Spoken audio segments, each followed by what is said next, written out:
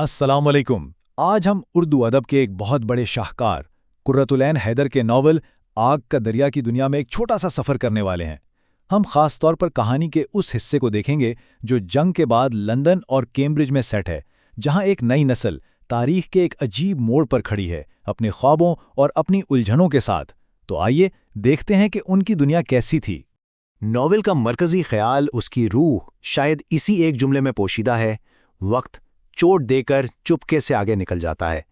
यानी वक्त खामोशी से जख्म देता है और बस आगे बढ़ जाता है। ये सिर्फ एक लाइन नहीं है, ये उन तमाम किरदारों की जिंदगियों का खुलासा है जिनसे हम अभी मिलने वाले हैं। ये इस बात की कहानी है कि वक्त कैसे उन पर अपने अनमिट निशान छोड़ता है। तो चलिए अब मिलते हैं इन नौजवानों से। ये सब जनूबी एशिया से आए हुए पढ़े लिखे लोग हैं जो एक बिल्कुल नई अजनबी सरजमीन पर अपनी पहचान बनाने की कोशिश कर रहे हैं। हर एक अपनी उम्मीदें और अपनी तारीख का बोझ अपने साथ लिए फिर रहा है। सबसे पहले हमारे सामने आती हैं चंपा। वो एक आर्टिस्ट हैं जो अभी अभी पेरिस से लंदन पहुंची हैं। इनकी जिंदगी में एक कश्मकश चल रही है अपने माजी और मुस्तकबिल के बीच। वो एक ऐसी फनकारा हैं जो जैसे अपनी जिंदगी के कैनवस पर सही रंग तलाश कर रही हों। फिर है गौतम, हिंदुस्तान से आए हुए एक बहुत ही पुरजोश और ज़हीन नौजवान।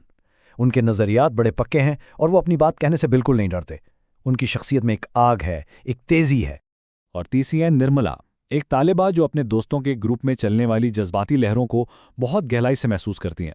वो ज़्यादातर खामोश रहती हैं, लेकिन एक मुशाहिदा के तौर पर वो सब कुछ देखती और समझती हैं, शायद सबसे ज़्यादा।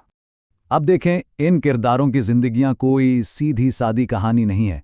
इनके रिश्ते बहुत पेचीदा हैं, जज्बात उलझे हुए हैं और इनके फैसले अक्सर हैरान कर देते हैं। आइए देखते हैं कैसे। इस सारी उलझन के बीच गौतम एक बहुत ही वाज़ेह कदम उठाते हैं। वो निर्मला से सीधा पूछते हैं, निर्मला, तुम मुझसे शादी करोगी?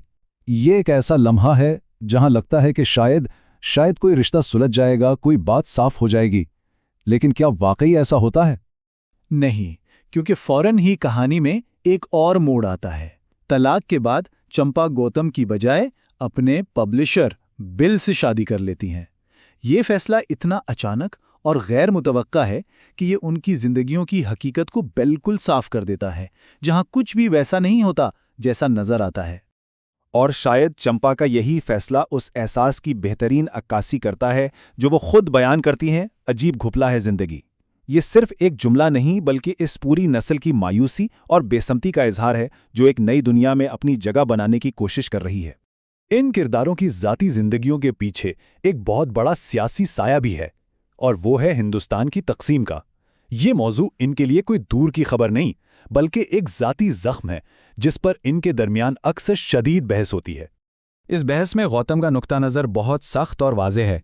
जैसा कि ख़त से पता चलता है, उनका मानना है कि तकसीम हिंद का सारा इल्ज़ाम अंग्रेज़ों और मुसलमानों पर है। उनकी दलील ये है कि कोई भी गैर जानिबदार शख्स ऐसी तकसीम की हिमायत कर ही नहीं सकता, और यही वो मौक़िफ़ है जो अक्सर दोस्तों के दरमियान तनाव पैदा कर देता है। आइए अब नॉवल के एक और गहरे ख्याल की तरफ चलते हैं। वो ये कि किस तरह हर किरदार एक साथ होते हुए भी अपनी अपनी अलग दुनिया में जी रहा है। ये बिखरी हुई शनाख्त का थीम है जो कहानी में बार बार सामने आता है। ज़रा इस मंजर का तसव्वुर कीजिए। एक ही वक्त में चंपा अपने शौहर के पब्लिशिंग हाउस में नई नौकरी शुरू कर रही हैं। निर्मला अकेले लाइब्रेरी की तरफ जा रही हैं। गौतम कैम्ब्रिज की सड़कों पर अपने दोस्तों को ढूंढ रहे हैं, और कमाल अपने घर में किताबों और आर्ट के बीच खामोश बैठे हैं।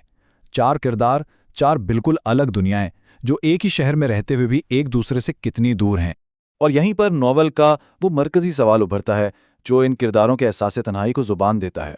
ये सवाल आज भी इतना ही सच है जितना तब था। एक दुनिया के अंदर और कितनी दुनिया है? अब हम जरा बड़े फलसफियाना सवालात की तरफ बढ़ते हैं। ये किरदार सिर्फ मोहब्बत, शादी और सियासत में ही नहीं उलझे हुए, बल्कि वो वक्त, तारीख और अपनी शनाख्त जैसे गहरे सवालात पर भी मुसलसल सोच रहे हैं। एक फॉर्म पर, एक महफिल में एक किरदार अचानक सोचता है, मैंने ये सब पहले भी देखा है, मैंने इसे पहले भी देखा है। ये एहसास कि जो हो रहा है वो पहले भी हो चुका है। ये वक्त के गोल चक्कर और तारीख के खुद को दोहराने के इस ख्याल को जाहिर करता है जो इस नॉवल की गहराइयों में बसा हुआ है। इन नौजवानों की मुलाकात बुजुर्ग प्रोफेसर लावी से होती है, और ये मुलाकात नस्लों के दरमियान ताल्लुक और फासले दोनों को बहुत खूबसूरती से दिखाती है। प्रोफेसर लावी, जो खुद चलती फिरती तारीख हैं, इनसे बड़ी शफकत से मिलते हैं। لیکن ان نوجوانوں جو خود کو معمولی لوگ سمجھتے ہیں اور پروفیسر کے درمیان 1 صدی سے زیادہ کے تجربے کا فاصلہ ہے، ایک ایسی خلیج جسے پار کرنا آسان نہیں۔ تو آخر میں ہم کیا دیکھتے ہیں؟ ہم یہ دیکھتے ہیں کہ ان کرداروں کی زندگیاں ایک ساتھ 3 سطحوں پر چل رہی ہیں۔